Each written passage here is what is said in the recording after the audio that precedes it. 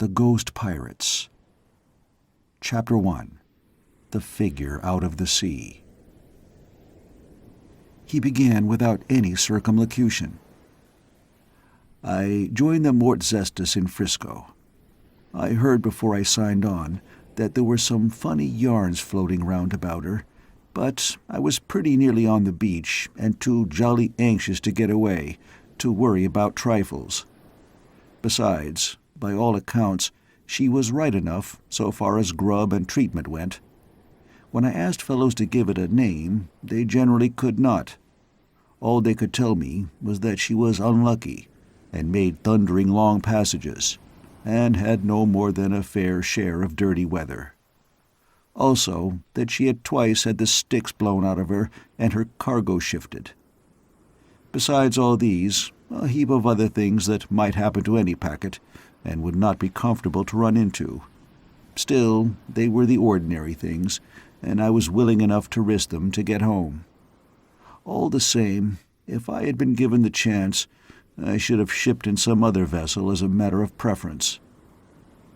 When I took my bag down, I found that they had signed on the rest of the crowd. You see, the home lot cleared out when they got into Frisco. That is, all except one young fellow, a Cockney, who had stuck by the ship in port. He told me afterwards, when I got to know him, that he intended to draw a payday out of her whether anyone else did or not. The first night I was in her, I found that it was common talk among the other fellows that there was something queer about the ship. They spoke of her as if it were an accepted fact that she was haunted.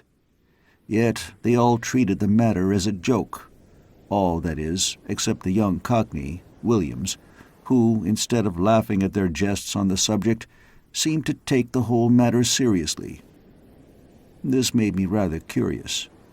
I began to wonder whether there was, after all, some truth underlying the vague stories I had heard, and I took the first opportunity to ask him whether he had any reasons for believing that there was anything in the yarns about the ship. At first he was inclined to be a bit offish, but presently he came round and told me that he did not know of any particular incident which could be called unusual in the sense in which I meant. Yet that, at the same time, there were lots of little things, which, if you put them together, made you think a bit. For instance, she always made such long passages, and had so much dirty weather. Nothing but that, and calms and headwinds. Then other things happened. Sails that he knew himself had been properly stowed were always blowing adrift at night. And then he said a thing that surprised me. "There's too many bloomin' shadders about this here packet. They gets onto your nerves like nothing as ever I seen before in me natural." He blurted it all out in a heap, and I turned round and looked at him. "Too many shadows?" I said. "What on earth do you mean?" But he refused to explain himself or tell me anything further, just shook his head stupidly when I questioned him. He seemed to have taken a sudden sulky fit. I felt certain that he was acting dense purposely. I believe the truth of the matter is that he was, in a way, ashamed of having let himself go like he had in speaking out his thoughts about shadders. That type of man may think things at times, but he doesn't often put them into words. Anyhow, I saw it was no use asking any further questions, so I let the matter drop there. Yet, for several days afterwards, I caught myself wondering at times what the fellow had meant by shadders. We left Frisco the next day with a fine fair wind that seemed a bit like putting the stopper on the yarns I had heard about the ship's ill luck. And yet— He hesitated a moment and then went on again. "For the first couple of weeks out, nothing unusual happened, and the wind still held fair. I began to feel that I had been rather lucky after all in the packet into which I had been shunted. Most of the other fellows gave her a good name, and there was a pretty general opinion growing among the crowd that it was all a silly yarn about her being haunted. And then, just when I was settling down to things, something happened that opened my eyes no end. It was in the 8 to 12 watch, and I was sitting on the steps on the starboard side, leading up to the forecastle head. The night was fine, and there was a splendid moon. Away aft, I heard the timekeeper strike 4 bells, and the lookout, an old fellow named Jasket, answered him. As he let the bell lanyard, he caught sight of me where I sat quietly smoking. He leant over the rail and looked down at me. "That you, Jessup?" he asked. "I believe it is," I replied. "We'd have our grandmothers and all the rest of our petticoated relations coming to see if 'twere always like this," he remarked reflectively, indicating with a sweep of his pipe and hand the calmness of the sea and sky. I saw no reason for denying that, and he continued. "If this old packet is haunted, as some on 'em seems to think, well, all's I can say is, let me have the luck to tumble across another of the same sort. Good grub, and duff for Sundays, and a decent crowd of 'em aft, and everything comfortable like, so as you can feel your nose where you are. As for being haunted, that's all hellish nonsense. I've come across lots of 'em before as was said to be haunted, and so some on 'em was, but 'twasn't with ghostesses. One packet I was in, they was that bad you couldn't sleep a wink in your watch below, until you'd had every stitch out of your bunk and had a regular hunt. Sometimes—" At that moment, the relief, one of the ordinary seamen, went up the other ladder onto the forecastle head, and the old chap turned to ask him why the hell he hadn't relieved him a bit smarter. The ordinary made some reply, but what it was I did not catch, for abruptly, away aft, my rather sleepy gaze had lighted on something altogether extraordinary and outrageous. It was nothing less than the form of a man stepping inboard over the starboard rail, a little abaft the main rigging. I stood up and caught at the handrail and stared. Behind me someone spoke. It was the lookout, who had come down off the forecastle head on his way aft to report the name of his relief to the second mate. "What is it, mate?" he asked, curiously, seeing my intent attitude. The thing, whatever it was, had disappeared into the shadows on the lee side of the deck. "Nothing," I replied shortly, for I was too bewildered then at what my eyes had just shown me to say any more. I wanted to think. The old shellback glanced at me, but only muttered something and went on his way aft. For a minute, perhaps, I stood there watching, but could see nothing. Then I walked slowly aft as far as the after end of the deck-house. From there I could see most of the main deck, but nothing showed, except, of course, the moving shadows of the ropes and spars and sails as they swung to and fro in the moonlight. The old chap who had just come off the lookout had returned forward again, and I was alone on that part of the deck. And then, all at once, as I stood peering into the shadows to leeward, I remembered what Williams had said about there being too many shadders. I had been puzzled to understand his real meaning then. I had no difficulty now. There were too many shadows. Yet, shadows or no shadows, I realized that, for my own peace of mind, I must settle once and for all whether the thing I had seemed to see stepping aboard out of the ocean had been a reality or simply a phantom, as you might say, of my imagination. My reason said it was nothing more than imagination, a rapid dream. I must have dozed. But something deeper than reason told me that this was not so. I put it to the test and went straight in amongst the shadows. There was nothing. I grew bolder. My common sense told me I must have fancied it all.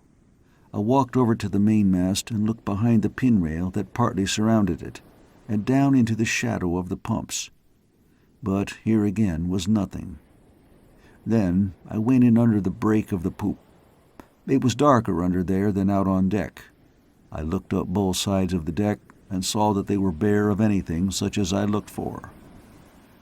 The assurance was comforting. I glanced at the poop ladders and remembered that nothing could have gone up there without the second mate or the timekeeper seeing it. Then I leant my back up against the bulkhead and thought the whole matter over rapidly, sucking at my pipe and keeping my glance about the deck. I concluded my think, and I said, "No," out loud. Then something occurred to me, and I said, "Unless—" It went over to the starboard bulwarks and looked over and down into the sea. But there was nothing but sea, and so I turned and made my way forward. My common sense had triumphed, and I was convinced that my imagination had been playing tricks with me. I reached the door on the port side, leading into the forecastle, and was about to enter when something made me look behind. As I did so, I had a shaker.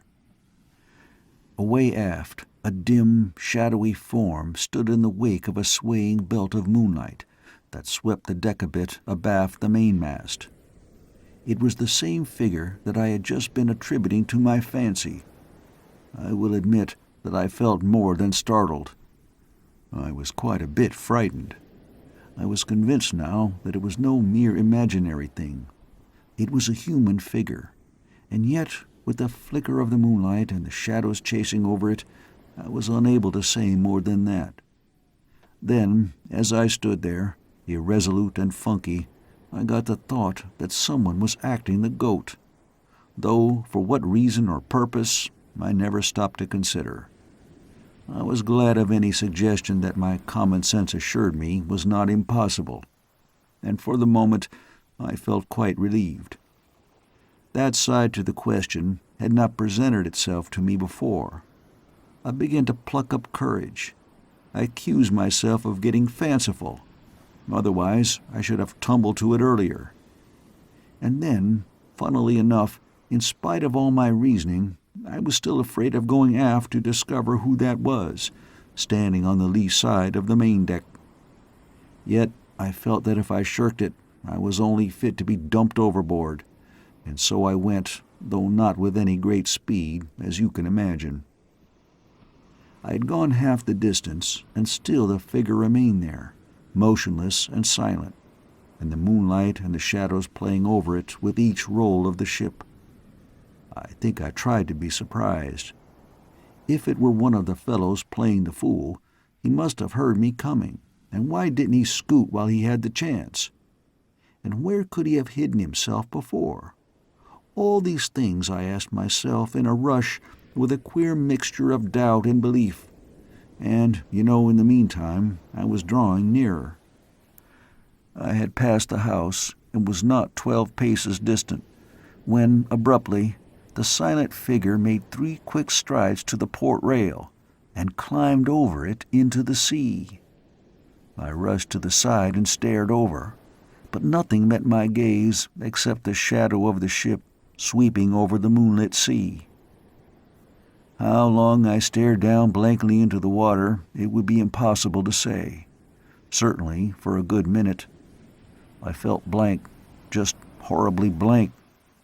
It was such a beastly confirmation of the unnaturalness of the thing I had concluded to be only a sort of brain fancy. I seemed, for that little time, deprived, of the power of coherent thought. I suppose I was dazed, mentally stunned in a way. As I have said, a minute or so must have gone while I had been staring into the dark of the water under the ship's side. Then I came suddenly to my ordinary self. The second mate was singing out, "Lee fore brace!" I went to the braces like a chap in a dream. End of Chapter 1. Chapter 2. What Tammy the Prentice Saw. The next morning, in my watch below, I had a look at the places where that strange thing had come aboard and left the ship. But I found nothing unusual, and no clue to help me to understand the mystery of the strange man. For several days after that, all went quietly, though I prowled about the decks at night, trying to discover anything fresh that might tend to throw some light on the matter. I was careful to say nothing to anyone about the thing I had seen. In any case, I felt sure I should only have been laughed at. Several nights passed away in this manner, and I was no nearer to an understanding of the affair. And then, in the middle of the watch, something happened. It was my wheel. Tammy, one of the first voyage apprentices, was keeping time, walking up and down the lee side of the poop. The second mate was forward, leaning over the break of the poop, smoking. The weather still continued fine, and the moon, though declining, was sufficiently powerful to make every detail about the poop stand out distinctly. 3 bells had gone, and I'll admit I was feeling sleepy. Indeed, I believe I must have dozed, for the old packet steered very easily, and there was precious little to do beyond giving her an odd spoke now and again. And then, all at once, it seemed to me that I heard someone calling my name softly. I could not be certain, and first I glanced forward to where the second stood smoking, and from him I looked into the binnacle. The ship's head was right on her course, and I felt easier. Then suddenly I heard it again. There was no doubt about it this time, and I glanced to leeward. There I saw Tammy reaching over the steering gear, his hand out, in the act of trying to touch my arm. I was about to ask him what the devil he wanted, when he held up his finger for silence and pointed forward along the lee side of the poop. In the dim light, his face showed palely, and he seemed much agitated. For a few seconds, I stared in the direction he indicated, but could see nothing. "What is it?" I asked in an undertone, after a couple of moments' further ineffectual peering. "I can't see anything." "Shh," he muttered hoarsely, without looking in my direction. Then, all at once, with a quick little gasp, he sprang across the wheelbox and stood beside me trembling. His gaze appeared to follow the movements of something I could not see. I must say that I was startled. His movement had shown such terror, and the way he stared to leeward made me think he saw something uncanny. "What the deuce is up with you?" I asked sharply.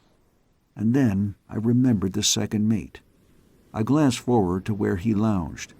His back was still toward us, and he had not seen Tammy. Then I turned to the boy. "For goodness sake, get to leeward before the second sees you," I said. "If you want to say anything, say it across the wheelbox. You've been dreaming." Even as I spoke, the little beggar caught at my sleeve with one hand, and pointing across the log reel with the other, screamed, "He's coming! He's coming!" At this instant, the second mate came running aft, singing out to know what was the matter. Then suddenly, crouching under the rail near the log reel, I saw something that looked like a man, but so hazy and unreal that I could scarcely say I saw anything. Yet, like a flash, my thoughts leapt back to the silent figure I had seen in the flicker of the moonlight a week earlier. The second mate reached me, and I pointed dumbly. And yet, as I did so, it was with the knowledge that he would not be able to see what I saw. Queer, isn't it? And then, almost in a breath, I lost sight of the thing, and became aware that Tammy was hugging my knees. The second continued to stare at the log reel for a brief instant. Then he turned to me with a sneer. "Been asleep, the pair of you, I suppose." Then, without waiting for my denial, he told Tammy to go to hell of it and stop his noise, or he'd boot him off the poop. After that, he walked forward to the break of the poop and lit his pipe again, walking forward and aft every few minutes, and eyeing me at times, I thought, with a strange, half-doubtful, half-puzzled look. Later, as soon as I was relieved, I hurried down to the apprentice's berth. I was anxious to speak to Tammy. There were a dozen questions that worried me, and I was in doubt what I ought to do. I found him crouched on a sea chest, his knees up to his chin, and his gaze fixed on the doorway with a frightened stare. I put my head into the berth, and he gave a gasp. Then he saw who it was, and his face relaxed something of its strained expression. He said, "Come in a low voice, which he tried to steady. I stepped over the washboard and sat down on a chest facing him. "What was it?" he asked, putting his feet down on the deck and leaning forward. "For God's sake, tell me what it was." His voice had risen, and I put up my hand to warn him. "Shh," I said. "You'll wake the other fellows." He repeated his question, but in a lower tone. I hesitated before answering him. I felt, all at once, that it might be better to deny all knowledge, to say I hadn't seen anything unusual. I thought quickly and made answer on the turn of the moment. "What was what?" I said. "That's just the thing I've come to ask you. A pretty pair of fools you made of the two of us up on the poop just now, with your hysterical tomfoolery." I concluded my remark in a tone of anger. "I didn't," he answered in a passionate whisper. "You know I didn't. You know you saw it yourself. You pointed it out to the second mate. I saw you." The little beggar was nearly crying between fear and vexation at my assumed unbelief. "Rot," I replied. "You know jolly well you were sleeping in your timekeeping. You dreamed something and woke up suddenly. You were off your chump." I was determined to reassure him if possible, though goodness, I wanted to assure myself. If he had known of that other thing I had seen down on the main deck, what then? "I wasn't asleep any more than you were," he said bitterly. "And you know it. You're just fooling me. The ship's haunted." "What?" I said sharply. "She's haunted," he said again. "She's haunted."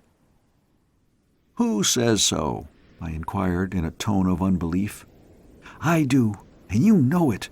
Everybody knows it, but they don't more than half believe it. I didn't until tonight." "Damned rot," I answered. "That's all a blooming old shellback's yarn. She's no more haunted than I am." "It's not damned rot," he replied, totally unconvinced. "And it's not an old shellback's yarn."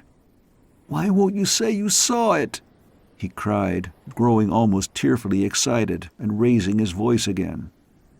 I warned him not to wake the sleepers. "Why won't you say that you saw it?"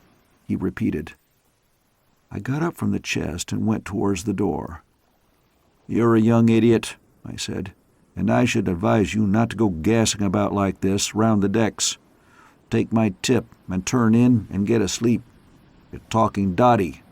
Tomorrow you'll perhaps feel what an unholy ass you've made of yourself." I stepped over the washboard and left him. I believe he followed me to the door to say something further, but I was halfway forward by then. For the next couple of days I avoided him as much as possible, taking care never to let him catch me alone. I was determined, if possible, to convince him that he had been mistaken in supposing that he had seen anything that night. Yet, after all, it was little enough use, as you will soon see. For, on the night of the second day, there was a further extraordinary development that made denial on my part useless. End of Chapter 2.